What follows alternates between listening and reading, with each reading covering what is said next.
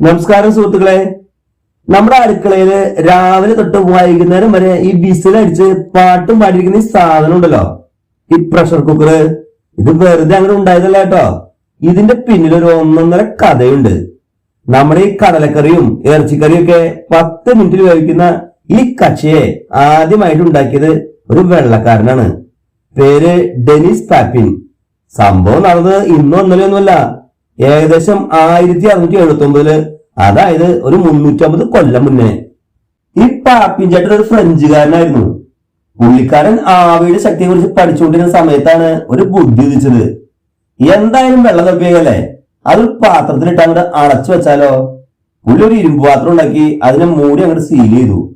എന്നിട്ട് അതിന് steam digester എന്ന് പേരിട്ടു. സംഭവം എന്താണെന്ന് വെച്ചാൽ എല്ല് വരെ അലിയിച്ചു കളയാൻ ഇതിന് ശേഷി ഉണ്ടായിരുന്നു. ലണ്ടനിലെ വലിയ വലിയ ആളുകൾക്ക് മുന്നിൽ പുള്ളി തങ്ങോട്ട് കാണിച്ചു കൊടുത്തു. അന്ന് അവർക്കൊക്കെ ഇതൊരു വലിയ അത്ഭുതമായിരുന്നു. പക്ഷെ ഒരു കുഴപ്പമുണ്ടായിരുന്നു കേട്ടോ. അന്ന് ഇതിന് സേഫ്റ്റി വാൽവ് ഒന്നും ഇന്നത്തെ പോലെ പെർഫെക്റ്റ് അല്ലായിരുന്നു. അതുകൊണ്ട് തന്നെ ഇടയ്ക്ക് ഇത് ബോംബ് പൊട്ടുന്ന പോലെ അങ്ങോട്ട് പൊട്ടിത്തെറിക്കായിരുന്നു. പിന്നീട് പലരും വന്ന് ഇതിനൊന്നും മിനുക്കിയെടുത്തു. 1919 ജോസ് അലിക്സ് മാർട്ടിനസ് എന്നൊരാള് ഇതിന് പേറ്റന്റ് എടുത്തു. പിന്നെ 1930കളിലാണ് നമ്മൾ ഇന്ന് കാണുന്ന ഈ കുഞ്ഞൻ കുക്കറുകൾ മാർക്കറ്റിൽ വരുന്നത്. ഇന്ത്യയിലേക്ക് ഈ സാധനം എത്തിയത് 1950കളിലാണ്. TTK ഗ്രൂപ്പാണ് പ്രസ്റ്റീജ് എന്ന ബ്രാൻഡിൽ ഇത് നമുക്ക് പരിചയപ്പെടുത്തിയത്. ആദ്യമൊക്കെ പണ്ടത്തെ കാർഡോർമാർക്ക് ഇതിനെ പേടിയായിരുന്നു. ഇത് അടുക്കളയിൽ ഇരിക്കുന്ന ബോംബാണോ എന്നായിരുന്നു അവരുടെ സംശയം. പക്ഷെ വേഗത്തിൽ ചോറും കറിയും റെഡിയാകുന്നത് കണ്ടപ്പോൾ പിന്നെ സംശയമൊക്കെ പമ്പ കടന്നു.